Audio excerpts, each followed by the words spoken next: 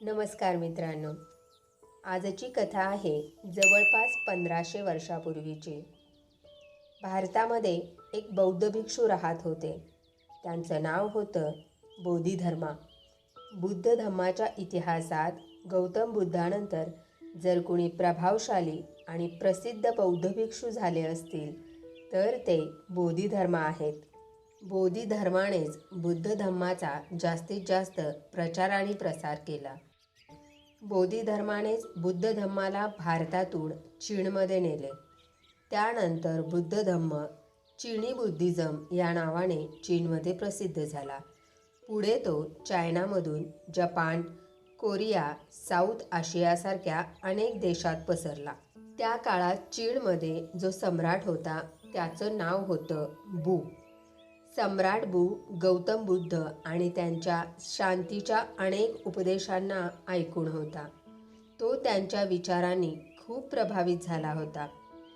असं म्हणतात की सम्राट बू अनेक वर्ष वाट पाहत होता हिमालयाच्या दुर्गम पर्वतरांगांना ओलांडून भारतातून एखादा तरी बौद्ध भिक्षू चायनामध्ये यावा आणि त्याने बुद्ध धम्म आणि बुद्धांचा उपदेश सांगावा. हे सर्व ऐकण्यासाठी, जाणून घेण्यासाठी सम्राट बू आतुर झाला होता. जेव्हा बोधिधर्मा चायनात पोहोचले तेव्हा सम्राटाचे वय झाले होते. तरीही सम्राट बोधिधर्माला भेटायला गेला. त्यावेळी सम्राट मानसिकदृष्ट्या खूप अशांत होता. सम्राट बोधिधर्माला म्हणाला, "मी खूप प्रयत्न केले, अनेक मार्गाने प्रयत्न करून पाहिले, पण माझ्या आयुष्याला शांती मिळत नाही. माझं मन नेहमी भटकत असतं, अशांत असतं. तुम्ही त्याला शांत करू शकता का?" बोधिधर्मा त्याला म्हणाले, "कुठं आहे तुझं अशांत मन? दे ते माझ्याकडे. मी त्याला आत्ता लगेच शांत करून देतो." सम्राटाला काही समजले नाही. तो गप्प उभा राहिला. बोधिधर्मा त्याला म्हणाला, "ठीक आहे, मी तुझे अशांत मन शांत करून देईन. पण त्यासाठी तुला उद्या सकाळी पहाटे 4 वाजता एकटे माझ्याकडं यावं लागेल. आणि हो, हे लक्षात ठेव, तू येताना तुझं अशांत मन तुझ्याबरोबर घेऊन यायला विसरू नको." सम्राट बूला बोधिधर्माचं हे बोलणं जरा विचित्र वाटलं. बोधिधर्माला भेटल्यावर सम्राटाला रात्रभर झोप आली नाही. तो विचार करत राहिला की कसला वेडा भिक्षू आहे. तो म्हणतो की तुझं अशांत मन येताना सोबत घेऊन ये. मन काय सामान आहे किंवा एखादी वस्तू ज्याला आपण कुठेतरी जाताना घरी ठेवून जाऊ? मन शरीरातून काढून ठेवता येणारी गोष्ट आहे का? मन शरीरातून काढून ठेवता येण्यासारखी वस्तू आहे का? त्यांच्याकडे उद्या जाऊन काही उपयोग होणार नाही असं मला वाटतं. मला तर तो ठार वेडा आहे असंच वाटतं. पण सम्राटाकडे दुसरा काही पर्याय नव्हता. त्याला त्याच्या मनाची शांती हवी होती. म्हणून तो शेवटचा उपाय म्हणून नाइलाजाने पहाटे 4 वाजता उठून बोधिधर्माकडे गेला. बोधिधर्मा डोळे बंद करून ध्यान करत होते. सम्राटाची चाहूल लागल्यावर बोधिधर्माने आपले डोळे उघडले आणि ते सम्राटाला म्हणाले, "आलास का तू? ठीक आहे. चल, तुझं ते अशांत मन मला लवकर दे. मी त्याला शांत करून तुला परत देतो."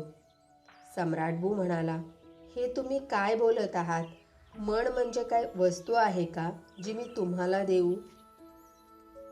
ते तर माझ्या आत, माझ्या डोक्याची जी कवटी आहे ना, ते त्याच्या आत कुठंतरी आहे. ते मी तुम्हाला कसं देऊ शकतो?" त्यावर बोधिधर्मा सम्राटाला म्हणाले, "मग हे तर स्पष्ट आहे ना की तुझं मन हे तुझ्या आतच आहे." सम्राट म्हणाला, "हो, माझं मन माझ्या आतच कुठेतरी आहे."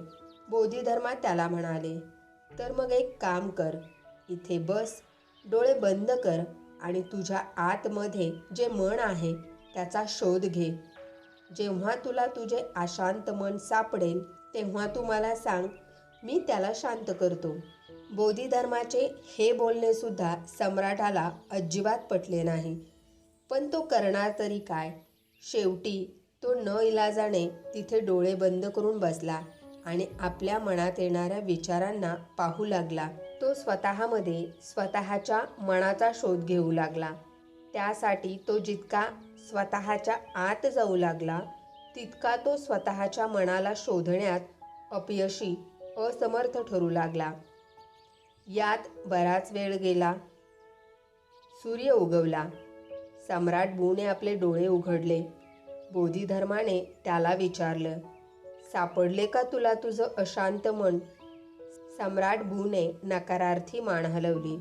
बोधिधर्मा त्याला म्हणाले, ठीक आहे, उद्या सकाळी तू पुन्हा ये आणि पुन्हा तुझ्या अशांत मनाचा शोध घेण्याचा प्रयत्न कर. दुसऱ्या दिवशी पुन्हा पहाटे 4 वाजता उठून राजा सम्राट बोधिधर्माकडे आला. बोधिधर्माने पुन्हा सम्राटाला डोळे बंद करून स्वतःच्या अशांत मनाला स्वतःमध्ये शोधायला सांगितलं. सम्राट पुन्हा डोळे बंद करून आपल्या अशांत मनाला शोधण्याचा प्रयत्न करू लागला. तो स्वतःमध्ये जितका खोलवर जाईल तो तितका स्वतःच्या मनापासून आणि विचारांपासून दूर जात होता.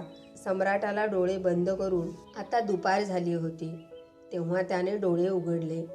बोधिधर्माने त्याला विचारलं, सापडलं का तुला तुझं अशांत मन? सम्राटाने पुन्हा नकारार्थी मान हलवली. तिसऱ्या दिवशी पुन्हा सम्राट बोधिधर्माकडे पहाटे 4 वाजता येतो आणि पुन्हा डोळे बंद करून आपल्या अशांत मनाला शोधण्याचा प्रयत्न करतो. आज सम्राट पहाटेपासून सायंकाळपर्यंत डोळे बंद करून बसतो. जेव्हा तो डोळे उघडतो तेव्हा बोधिधर्मा त्याला विचारतो, सापडले का तुला तुझे अशांत मन? सम्राट पुन्हा नकारार्थी मान हलवतो.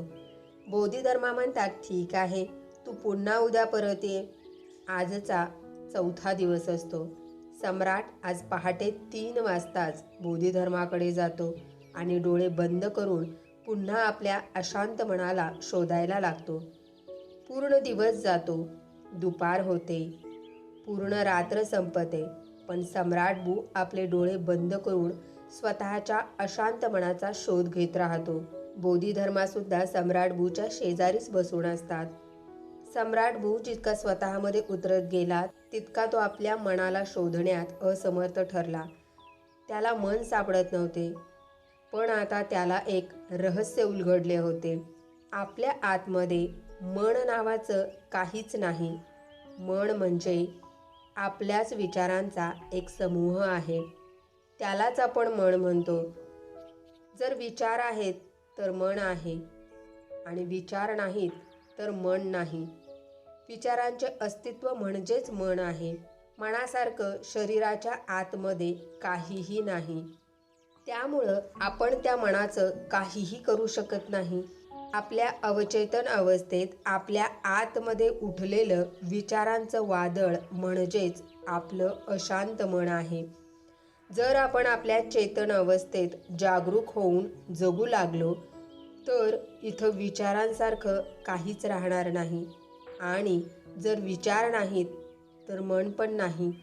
आता सम्राटाला समजलं की बोधिधर्मा त्याला सारखं त्याचं अशांत मन का मागत होते. कारण त्यांना ठाऊक होतं की मनासारखं असं काहीच नाही. सम्राट ने डोळे उघडले. बोधिधर्मांनी त्याला विचारलं, सापडलं का तुला तुझं अशांत मन?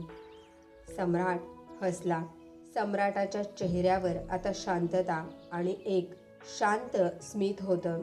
सम्राट बोधिधर्मांना म्हणाले, मला मन तर सापडलं नाही, पण ती शांती मला सापडली जिचा मी आजपर्यंत शोध घेत होतो. मी जोपर्यंत मनाचा शोध घेतला नव्हता तोपर्यंत मी अशांत होतो. पण जेव्हा मी मनाचा शोध घेतला तेव्हा मला समजलं मन असं काही नसतं. बोधिधर्मा म्हणाला, जेव्हा जेव्हा तुला अशांत वाटेल तेव्हा डोळे बंद कर आणि स्वतःच्या आत डोकावण्याचा प्रयत्न कर. स्वतःच्या आतमध्ये उतरून त्या अशांत मनाचा शोध घे. तुला तुझ्या आतमध्ये मनासारखं काहीच सापडणार नाही. तुझ्या आतमध्ये कुठेही ती अशांतता सापडणार नाही. हो, पण तू तुझ्या आतमध्ये जेव्हा शोध घेशील तेव्हा तुला तुझ्या आतमध्ये एक अशी व्यक्ती भेटेल जी खूपच शांतचित्ताची आणि स्थिर वृत्तीची आहे. जसा सम्राटाने अनुभव घेतला होता की मन म्हणजे दुसरं तिसरं काही नसून आपले विचारच आहेत. आपण आपल्या विचारांना नियंत्रित करून आपल्या मनाला नियंत्रित करू शकतो. आपण आपल्या भोवताली पाहिलं तर आपल्याला असं लक्षात येतं की हजारो लोक मानसिक अशांततेमुळे त्रस्त आहेत. त्यांना त्या त्रासामधून बाहेर पडायचं असतं, पण कसं बाहेर पडायचं हे मात्र त्यांना माहीत नसतं. काही लोक या त्रासातून मुक्त होण्याचा प्रयत्न करतात. सुरुवातीला थोडेफार जे अपयश येतात त्यामुळे ते हार मानतात, माघार घेतात. त्यामुळे ही मानसिक अशांतता मरेपर्यंत त्यांच्यासोबत राहते. बऱ्याच वेळा मानसिक विचार शारीरिक त्रासापेक्षा जास्त त्रासदायक आणि वेदनादायक असतात. ते माणसाचं आयुष्य अवघड बनवून टाकतात. लोक हा मानसिक त्रास आयुष्यभर सहन करतात, पण ते कधीच आपल्या अशांत मनाला शोधण्याचा प्रयत्न करीत नाहीत. ते कधीच स्वतःच्या आत उतरून स्वतःचा शोध घेण्याचा प्रयत्न करत नाहीत की त्यांच्या या मानसिक अशांततेचे खरे कारण काय आहे. जसं की आपण कथेत हे समजून घेतलं की मनाचं काहीच अस्तित्व नाही. मनाचं अस्तित्व शरीरात नाही. मन ही स्वतंत्र वस्तू किंवा शरीरातील अवयव नाही. आपल्याच अनेक विचारांचा समूह म्हणजे आपलं मन आहे. त्या विचारांना आपण नेहमी उजाळा देत असतो, आठवत राहतो. तेच विचार आपल्या डोक्यात घोळवत राहतो. कधी आपण भूतकाळाचा विचार करतो तर कधी येणाऱ्या भविष्यकाळाचा. या विचारांच्या धांदलीत आपण हे विसरून गेलोय की जीवन ना भूतकाळ आहे ना भविष्यकाळ. जीवन तर वर्तमान काळ आहे. जीवन आज आहे, आत्ताचा चालू क्षण आहे. पण तो क्षण म्हणजेच आपले जीवन आपण जगायचं सोडून दिलेलं आहे. जर आपण आपल्या चेतन अवस्थेत राहून जागरूक होऊन आपल्या मनात चाललेल्या विचारांकडे पाहायला शिकलो तर हळूहळू आपल्या मनात निर्माण होणाऱ्या विचारांचं वादळ कमी व्हायला सुरुवात होईल. जेव्हा तुम्ही तुमच्या विचारांवर जागरूकपणे लक्ष ठेवून असता तेव्हा तुमच्या मनाला विचार करायला वेळच मिळत नाही.